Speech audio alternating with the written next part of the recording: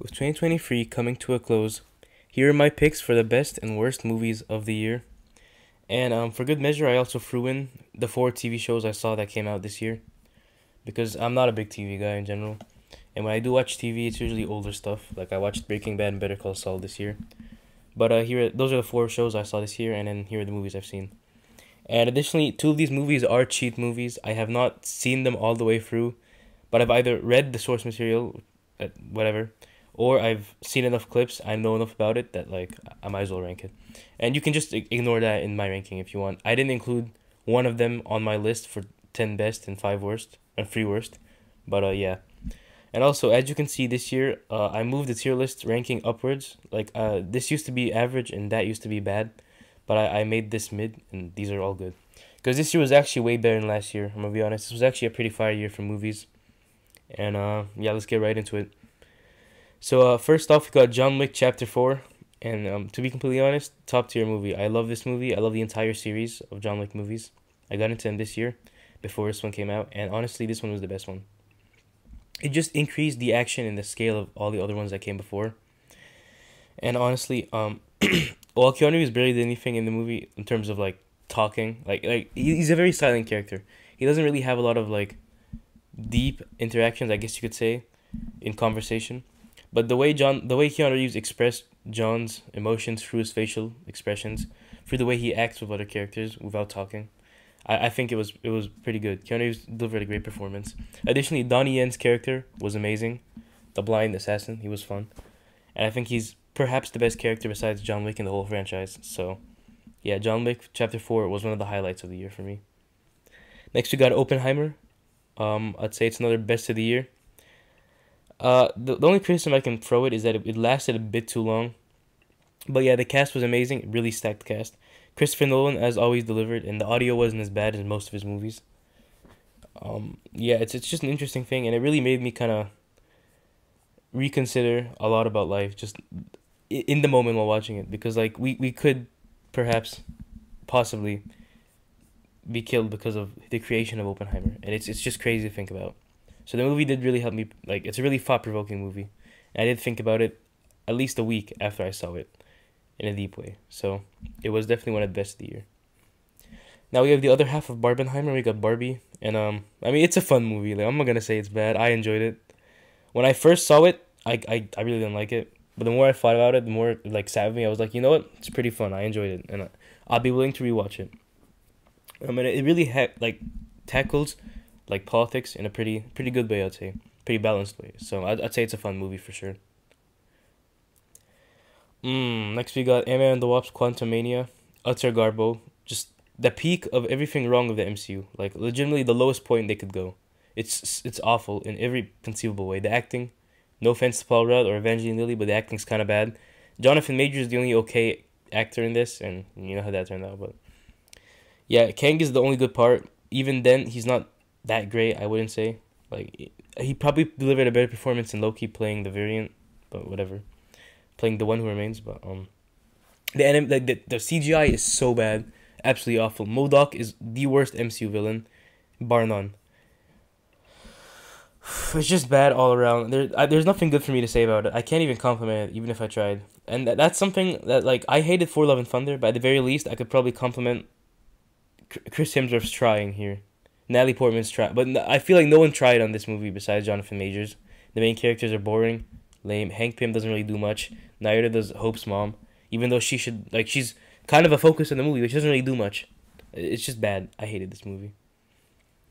Next we got Guardians of the Galaxy Volume 3. Going from one of the worst MCU movies to one of the best. Easily best of the year. This is the only movie this year I'd say. Yeah, the only movie this year that made me cry in the theater. I'm pretty sure. I don't know, one of these might have. But yeah, out of the ones so far, the only one that made me cry in the theater, with just how sad it got and how deep it got, and how dark it got, especially considering how the MCU has been known for its comedy and its jokes. And that's probably why the Guardians movies are the best MCU movies, because they really started that big jokey thing with the first Guardians movie. There were jokes in the Avengers, but that's when they really started to just be humorous. But they still maintain a sense of darkness and a sense of scale and scope with their stories. The villain is amazing. All the characters get their own arcs. Even Drax the Destroyer, they kind of fixed him because I feel like they ruined him. Volume 2 in the Avengers movies, but they really made him better in this movie. They gave him like, I wouldn't say an arc, but they actually gave him like characterization. Rocket Raccoon is obviously the standout here. Nebula is great as always. The new Gamora variant wasn't as bad as I thought it executed. I actually enjoyed it, and they gave Star Lord another arc, which is surprising because I feel like they used so much of him in the past two movies. But they actually gave him an arc of his grandfather, so I think that was great. So yeah, Guardians of the Galaxy Volume 3 is one of the best Marvel movies, I'd say, of all time. Back to another bad Marvel movie, we got The Marvels. Okay, this is one of the cheap ones. I have not seen this movie, okay? But I can assure you that if I saw it, I would hate it. Because I have seen plot synopsis, I've seen reviews, I know everything about this movie. And it's bad, okay, from what I've heard. I didn't like the first Captain Marvel that much. I mean, I didn't hate it, it was just fine. But, like, from what I've heard, this one is just way sillier and stupid and bad. But, yeah, you can kind of ignore this one if you want, because like I said, I haven't seen it completely. I've seen clips. I know the after credit scene. I think it's kind of random to bring the X-Men in, but yeah, whatever. So yeah, it's kind of a cheap. I'm gonna put in other Garbo. If you disagree, that's fine by me. And when I watch it, I'll comment on this video and say if it still stays in other Garbo, but I'm fairly certain it will. Next, we got the Little Mermaid remake, and I'm gonna be honest. I thought it'd be kind of bad or mid. But it's actually fun, okay? Like, I really thought it'd be in the mid category, but I actually kind of enjoyed it this year. I think it's one of the better Disney remakes because they actually add a lot of stuff to it. Like, they give Prince Eric a lot more characterization. And the new songs aren't awful, except for the Scuttlebutt. Oh, but everything else is not bad. So I would say it's a fun movie this year. I mean, it's on par of, like, the Aladdin remake, Beauty and the Beast remake. It's nowhere near Jungle Book, but it's nowhere near Mulan or Lion King, so it's alright. Guess we got The Flash. I'm debating fun or great. It depends on how the rest of the list shapes up. I'm gonna put it in great for now, but if there's better movies in great, I might move it down. But as someone who hasn't seen Michael Keaton's Batman, I enjoyed The Flash even without that nostalgia kicking in. This feels like it should have been the final DCEU movie, like instead of Aquaman 2. I mean, it's just a matter of when they released, but still, this feels like it should have been the end of the DCEU because it does feel like a grand adventure, and Ezra Miller, you know, we know how that turned out, but his performance was actually pretty good, especially playing two versions of the same character. He did a good job making the main line very more serious and the alternate universe one, who is kind of he's the bad guy, a lot more silly. So I like how he kind of end dark at the end, but I like how he balanced that. Supergirl's edition was pretty great. I mean, I enjoyed her. They really characterized her better than the CW show. Like, she's more of her comic version, where she's more serious and dark compared to Kal-El. I really enjoyed that. And General Zod was great as always. So yeah, The Flash was actually kind of surprisingly good, but nowhere near as good as everyone as critics were saying up to its release. Cause yeah, the CGI was definitely bad. It's not Ant-Man and the Wasp Quantumania levels in my opinion, but it's still bad. Indiana Jones and the Dial of Destiny. I'm gonna say great movie. I'm gonna say fun movie for now. It's not really that bad. I kind of expected worse going into it. I was like, there's no way they can make another Indiana Jones with Harrison Ford, like, practically, what is he, 80, 70, 75? But he's really old right now, and I didn't think it would work, but it actually was alright. I'm happy how they resolved the Marion plotline, because they really had him divorce her at the beginning, or have it revealed that he divorced her at the beginning, and I was like, they're really just going to take away that victory, I guess, that character arc he got at the end of Crystal Skull, where he actually settled down and got it, like, and married her, but no. They ended up fixing in this movie at the end. That's like one of the biggest things about this movie is that he ends up getting back with her. So I enjoyed that. That really saved it for me. Because if that didn't happen, I'd hate this movie. But at least they retained that element of Crystal Skull. They killed off his son, which I mean I didn't really care about his son that much. It's still stupid to think about, but I didn't care about. I didn't care about him, so whatever. And the new characters are alright. They're not as good as the old characters. Like Where Was Short Round, but they're still fine. And the villain was alright, I guess, fine. I mean, he's like an average Indiana Jones villain. I mean, besides the first movie's villain, they've never been that interesting. So, yeah, it's fine. Hunger Games. Okay, this is the other cheap movie, okay? I haven't seen the Hunger Games Ballad of Songbirds and Snakes movie, but I read the book this year, so I know what happens. And everybody I've asked said it's the exact same, pretty much. It just cut some stuff out and kind of changed the way the Hunger Games played out in it. But it's the same story, same structure, and from what I've read, okay, best of the year. Like I said, you can kind of ignore this one if you want, because I'm going to see this movie when it comes out, like out of the theaters. I just don't see a need to go and watch it when I already know what happens. So, at like in theaters. So, I would say best of the year though. I really enjoyed the story. I think Snow was portrayed in a pretty humane way where you can kind of get behind them, even though you, by the end of the movie, by the end of the book, hate him. You understand where he's coming from. You understand his motives, and yeah, the ending is pretty powerful also, where he kind of chooses the capital over love, which, I mean, it's deep. I enjoyed this movie. Well, I haven't seen the movie, but I enjoyed the book. Okay, now we got the Super Mario Brothers movie, and I'll put it in best of the year. And I will admit, it's really not one of the best movies of the year. But as a Mario fan, it gave me everything I wanted from a Mario movie. It's just it doesn't really stand that good as its own movie. It's kind of generic as its own movie. But as a Mario fan, I love this movie. I love everything it did like with Mario. I really have a poster of it up in my room. I loved it. I thought the casting was great. Even Chris Pratt. I mean, his voice, you kind of get used to it. And the trailers literally picked the worst moments to show off, because he's actually not that bad in this movie. Jack Black was probably a standout though as Bowser. Anya Taylor-Joy as Peach was great, and Charlie Day as Luigi was fine, but like Luigi was barely in this movie. That's the only problem I have. The only like big problem as a Mario fan I have is Luigi was kind of sidelined. It's the Mario Bros movie, but Luigi's a damsel, so it's kind of weird. And Donkey Kong was alright. Seth Rogen really felt like he was phoning it in, and that laugh is so annoying. But I do love Donkey Kong, and I like the way the Donkey Kong Country was portrayed in this movie. So I'd say it's best of the year, but objectively, it's probably fun or great. But yeah, the animation is great, and I liked it, so best of the year. Next, we got Shazam! Fury of the Gods, and I'm gonna put it slightly above the two MCU movies at mid movies.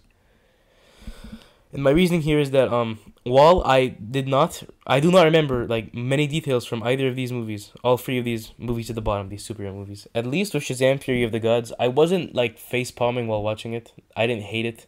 I didn't watch the Marvels, but I didn't hate it like I hated Ant-Man. I was just kind of like, it's boring. It's not memorable. It's forgettable. That's about it. I don't remember what to talk about. I mean, I feel like Black Adam's presence or lack of presence was definitely noticed in this movie. Dwayne Johnson really shot like this franchise in the foot, because Black Adam would have been a way better villain in this movie.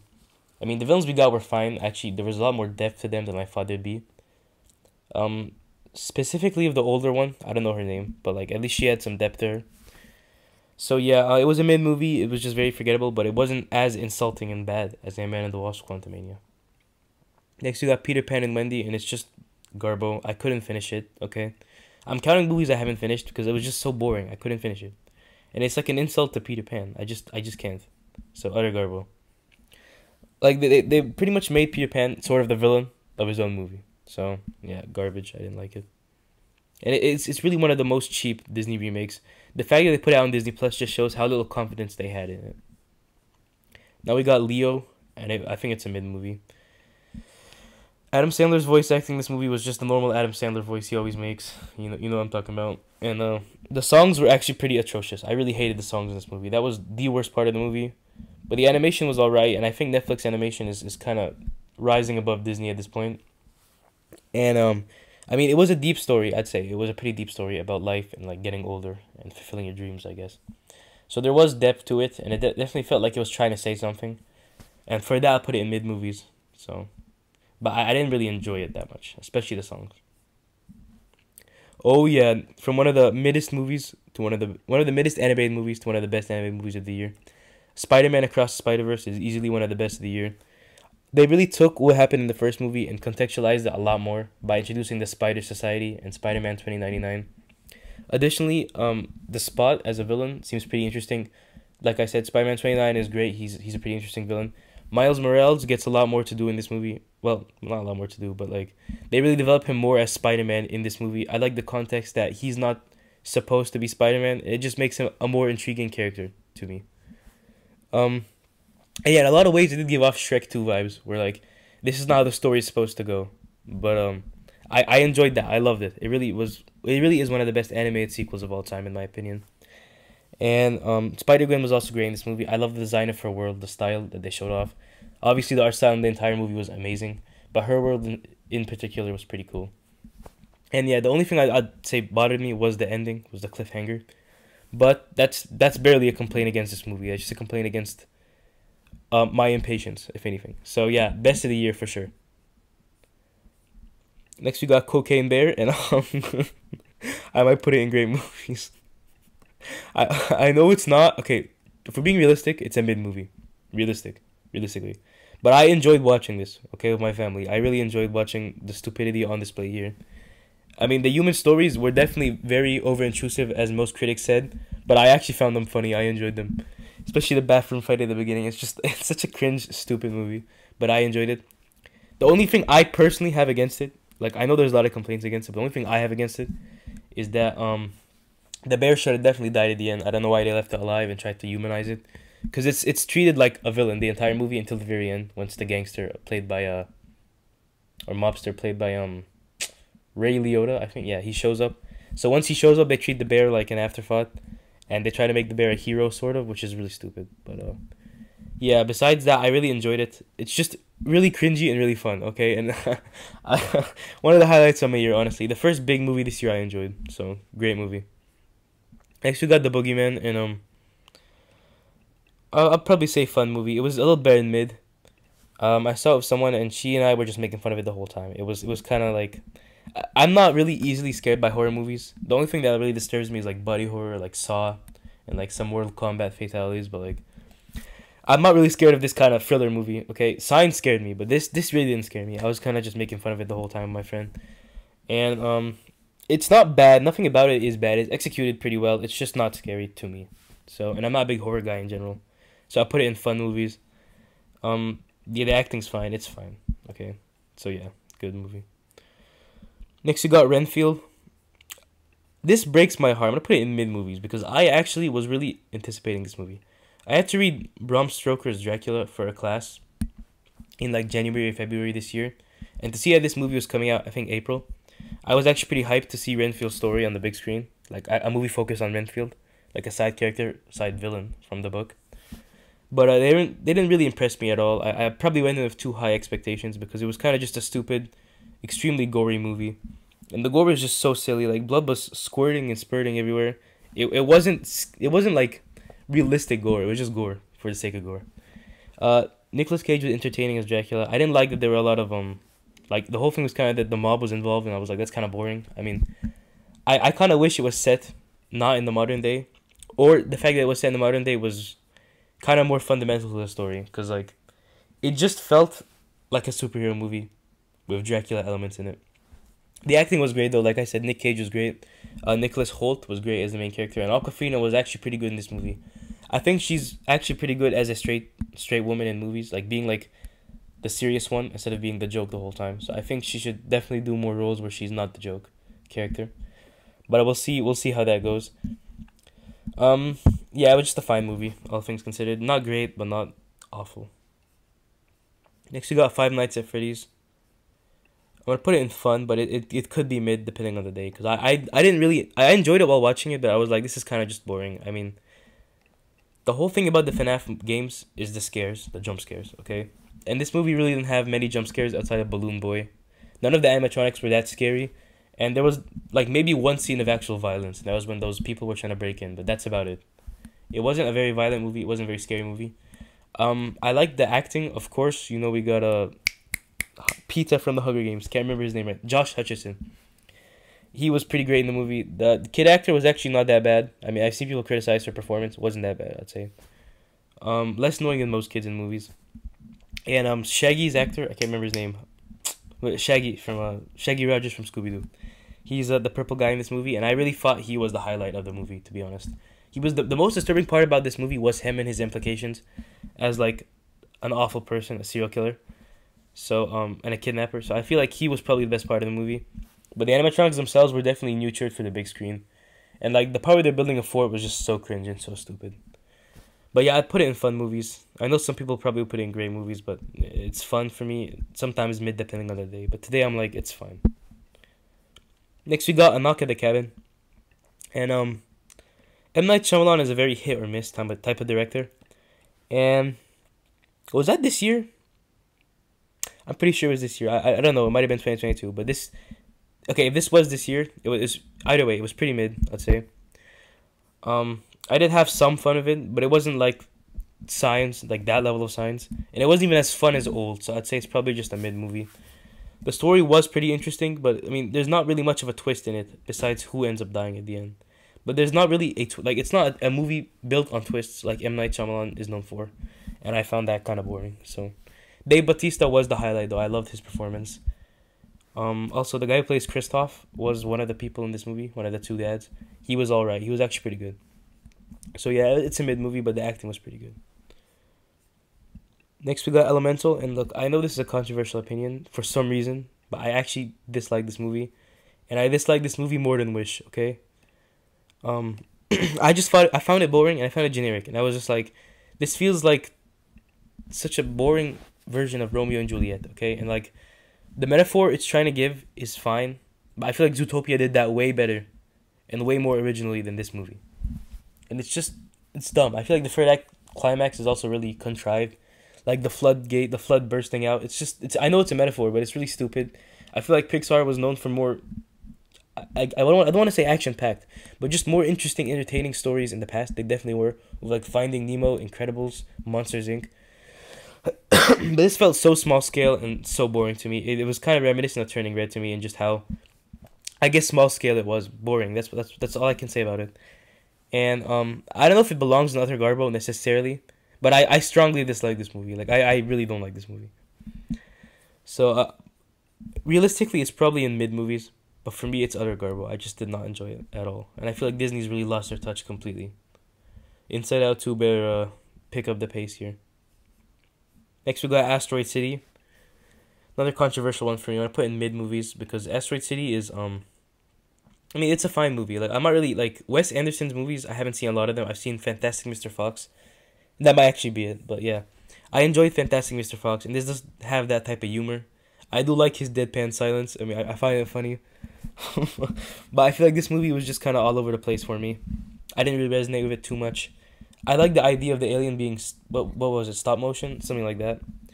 And the cast is definitely stacked. They got Walter White in this, but like, and Scarlett Johansson is pretty great in this. But still, I really didn't find it that entertaining.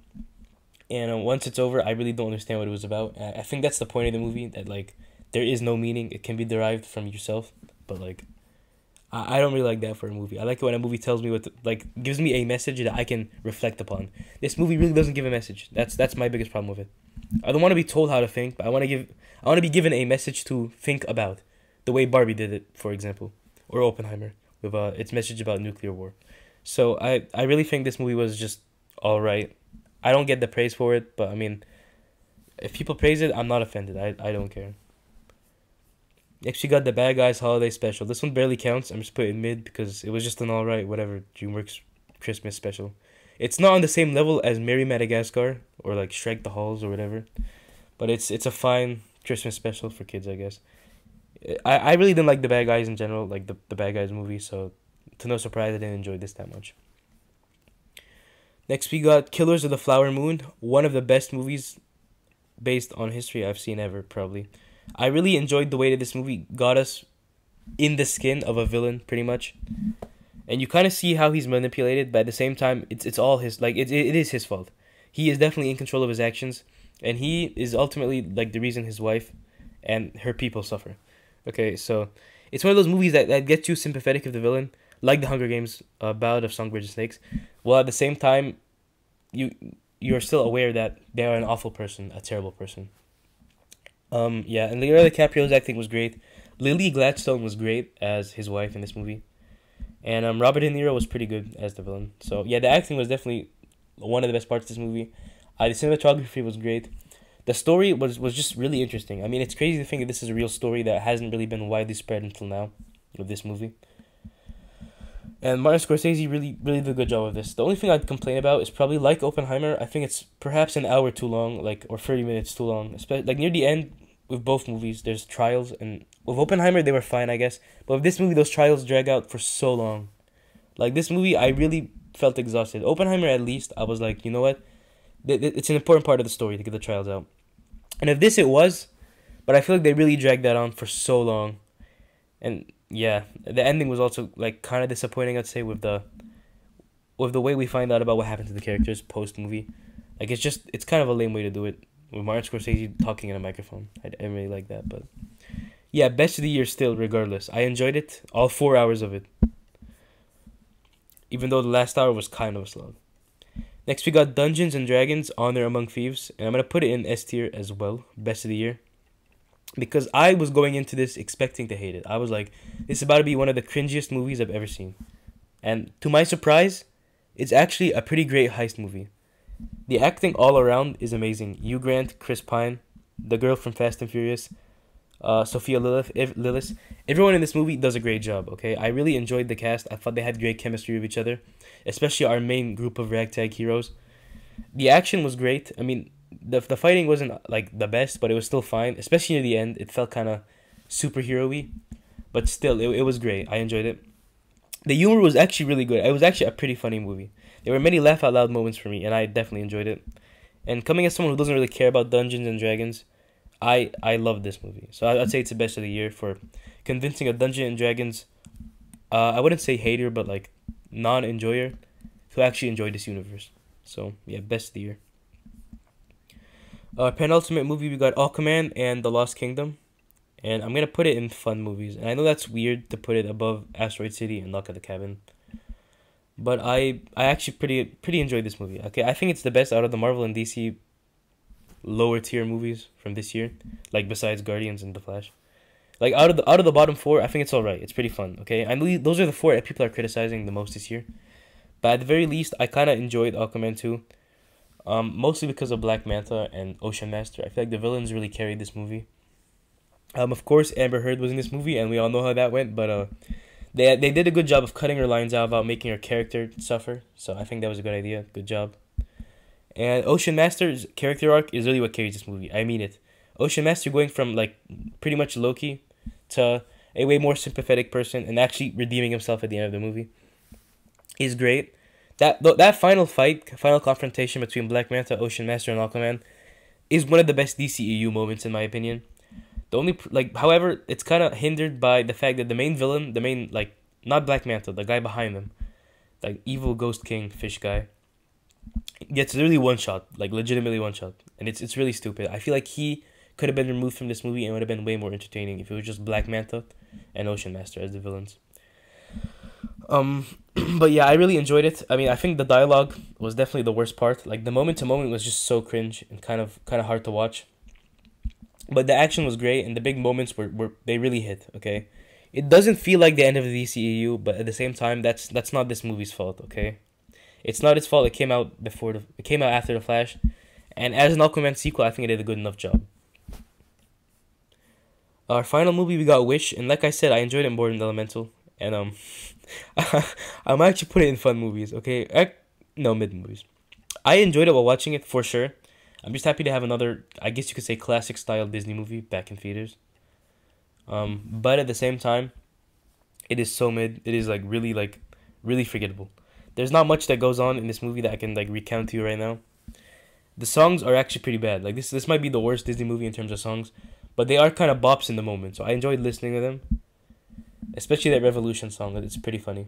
It's got Hamilton vibes, but yeah, it's a movie that I enjoyed in the moment, but looking back on it, it was just not well made at all, and it feels kind of ill-conceived. Like Disney's trying to cash in on their goodwill with this movie, and it's pretty lazy.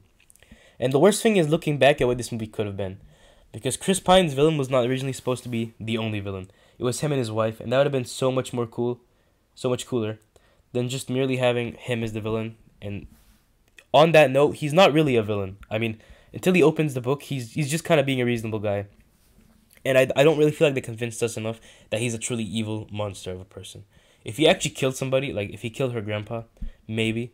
But he really doesn't do that many evil things outside of enslaving the town. But hey, so did Scarlet Witch, and we all called her a hero. So, I don't know. I'd say it's a mid-movie. I did kind of enjoy the animation, but it has a cheap look to it. It has a certain cheap look to it. And also, I really think the star should have been Anya's... I think her name's Anya, yeah. Asha, whatever. It should have been Asha's love interest, because that's how the original plan was, and I think that really works because Disney's kind of known for their love interests in movies, their love stories. But no, they got rid of that, and I feel like that kind of... You can definitely feel that there's something missing from this movie. And I think that, as well as the dual villains, are what's missing from this movie. So if we ever get like another version of this movie, like a not a director's cut, but an original cut, that might be better. That might be a great movie. But yeah, this version is mid. There was so much potential here, and they kind of fumbled it. So I'd say mid movie.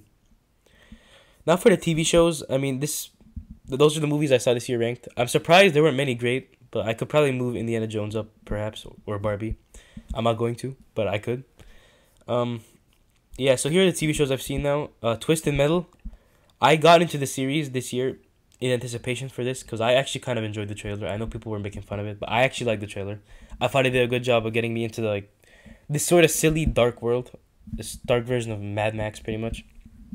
So I played the games earlier this year, most notably Twisted Metal PS1 and Twisted Metal Black. I dabbled in some of the other ones, and honestly, this show does a great job of living up to those games, of like delivering what fans of those games would want. The car combat is great. The on-foot action is actually pretty good. The chemistry between our two leads, Stephanie Beatrice's character and Anthony Mackie's character, Quiet and John Doe, is great. Sweet Tooth and Agent Stone as the two villains are very interesting, and they have a good contrast to each other, representing order and chaos. And the way this show sets up the second season has me so hyped for next year when it comes out, presumably holiday 2024.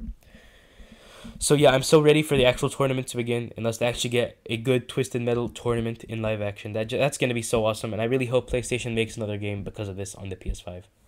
So yeah, I put it in best of the year, but objectively, it's probably a great movies, great shows category thing. But I'm gonna put it in best of the year personally. Okay, now we got another video game adaptation, The Last of Us, and so I know objectively it's probably best of the year. But I've played the games, and it's literally the first game again with just some minor changes. And for that, I'm gonna put it in great movies or great shows because it's just fine, I guess, to me. I couldn't even finish it. I watched the first 3 episodes and I was like, you know what, it's fine. I mean, or first 4 episodes. It's fine. It's all right. It's just not that interesting to me as someone who's already played the games and experienced that story. It is a great story. Don't get me wrong, but it's just a story that I don't feel like I really was interested in watching again. So for that, I'm gonna put in great movies, great shows, but it's realistically probably best of the year. Now we got Scott Pilgrim Takes Off. It's fun, I guess. I watched the Scott Pilgrim movie in 2020, the first the only one that exists, whatever. And I didn't really know the show was coming out until right before it came out, and I was pretty surprised by how interesting it was in taking the story and kind of rearranging the events, reordering it, where the boyfriends aren't really the bad guys this time around. I mean, it's a cool, I guess, sequel, alternate timeline to the main story, to the Scott Pilgrim tried and true story that's been told in the movie form, in game form, in comic form. And for that, I really enjoy it. I do think that Scott as the villain is kind of stupid. I didn't like the idea of the main character being the villain. It gave me Lightyear vibes, like the Buzz Lightyear movie. But at the same time, Scott Pilgrim's kind of like an awful person. So, whatever, it's fine. And the animation's pretty good. So, yeah, I'd say it's fun. It was a lot of fun in the moment. But, I mean, I'm probably never going to rewatch this, to be honest. So, yeah, whatever. Okay, here we go. We got the One Piece live-action adaptation. As somebody who never cared about One Piece, never saw the anime, never read the manga, I actually love this show. I think it's the best show of the year. I really do. From what I've seen. I've only seen 4 shows, but still. I absolutely adored this show, and it really deserves to be up here with all these movies because it really did a good job of introducing me to this world and these characters, while, from what I've heard, also staying true to what the fans like about the series. So for that, I think it's a great adaptation and deserves to be in the best of the year category. If you haven't seen this show and you like the anime, you like the manga, or you don't care at all, like I didn't, go watch the show. No matter who you are, go watch the show. It's great, and the story and the lesson is just it's a show that has good themes in it. You know what I'm trying to say? It feels like not childish per se, but it has a lot of really fundamental themes in it about I guess teamwork, about cooperating with other people, and about just being a loving person. So for that, I think it's a really feel good show, and I think it deserves to be in best of the year. Okay, so now that I've got my tier list here finished, complete, let me now go over my 10 best movies of the year, as well as my 3 worst movies of the year, okay? The number 10 spot for best of the year is Cocaine Bear. Like I said, I really enjoyed this movie. I think it's stupid on all levels, but in the best possible way. And besides the ending, I really did enjoy every aspect of this movie, even the human interactions. I thought it was alright. So, yeah, good movie. Next, we got Barbie. Like I said, it's a pretty poignant commentary on feminism and the patriarchy and like just gender norms, I guess. And it really does it in a pretty balanced, topical way that shows both sides of the argument and still delivers a pretty fun, entertaining movie. That's good for both kids and adults alike. So yeah, I enjoyed Barbie for sure. Next, we got The Hunger Games: Ballad of Songbirds and Snakes. Like I said, only read the book and I really enjoyed it. I loved everything about it. So yeah, good movie. Presumably good movie. Now we got Dungeons and Dragons: Honor Among Thieves. It really exceeded my expectations for this movie. I really thought it'd be bad, and I actually enjoyed it. The whole cast was stacked. They all had great chemistry, and it really did a good job of showcasing Dungeons and Dragons world to somebody like me who doesn't really care. In sixth place, we got Oppenheimer. Like I said, it really is a thought-provoking movie. And Christopher Nolan did what he always does and delivered a really deep movie on such a grand scale. So I really enjoyed Oppenheimer. At number 5, we have Killers of the Flower Moon. Like I said, the cast was stacked in this movie. I mean, I didn't even mention Brendan Fraser's in this movie. That's just crazy. At number 4, we have the Super Mario Brothers movie. Like I said, as a Nintendo fan, as a Mario fan, I really enjoyed this movie. Even though there are definitely flaws to it, I enjoyed it, and it's about as good as I wanted a Mario movie to be. Breaking into our top 3, we got Spider-Man Across the Spider-Verse. Like I said, everything about this movie is peak, except for the fact that it ends on a cliffhanger. Because of that, I think it's worse than Into the Spider-Verse, but still a great time with an amazing main character and amazing supporting characters. Coming in second place, we have Guardians of the Galaxy Volume 3. Perhaps one of the best MCU movies. Perhaps the best MCU movie. I'm not gonna say that, but like I could see somebody saying that. It really did justice to all the Guardians equally, which is something so impressive, especially considering the way they were done dirty by the two Avengers movies beforehand. And then coming in first place is John Wick Chapter 4. Like I said, I love the John Wick series. I watched them all this year. But I think this is easily the best one. I think it just does so much right and finishes off John Wick's character arc in such a satisfying way, while introducing some great side characters, side villains, and expanding their world in an organic feeling way. Like, as the final movie in this series, in the mainline series, it still expands the world without feeling like it's taking on too much. So I love this, for sure. One of the best movies I've ever seen, honestly. One of my top 10 movies of all time, perhaps. I gotta sit on it more, but still. The action is top-notch. Like I said, Keanu Reeves' acting is pretty good, considering he doesn't talk much. So, yeah. I'm thinking it's great. Now we're going to talk about the 3 worst movies of the year. Unlike last year, I didn't have enough for our worst 5. Like, I didn't really hate many movies this year, so we'll see. In third place, I got Peter Pan and Wendy. Like I said, pretty stupid adaptation that kind of misses the point of the original. Second place, we got Elemental, and I do agree this is just a me problem. I just didn't like this movie. I found it boring and cringe. And to be fair, there is a big gap between this and my number 1 spot. But yeah, Elemental, I can admit it's a me problem, probably. But still, this movie, you can't really argue this movie's anything over a 5 out of 10. Like, it's just boring. And it's contrived, and it just feels like Disney really lost its way. And Pixar, little known Pixar, okay. And my number 1 worst movie of the year was Ant-Man and the Wasp: Quantumania. I think it fails on all levels as a superhero movie, as an Ant-Man sequel, as an MCU movie, as a setup for Kang. I think it's a pretty lame movie, all things considered. Like, the fact that Kang gets defeated by Ant-Man is just so dumb. So dumb. I hate this movie. And I think it's the biggest blemish on the MCU at the moment, in my opinion. Like, even the Marvels, from what I've heard, there's no way it's as bad as this movie. This movie just, this movie is so bad. It seems like they tried to make a movie to spit on the face of MCU fans. So yeah, that's my ranking for my tier list for best and worst movies of 2023, as well as TV shows. Feel free to share yours in the comment section down below. And yeah, those are my top 10 best movies and bottom 3 worst movies. So yeah, I hope you all have a happy new year and have a great 2024. See ya.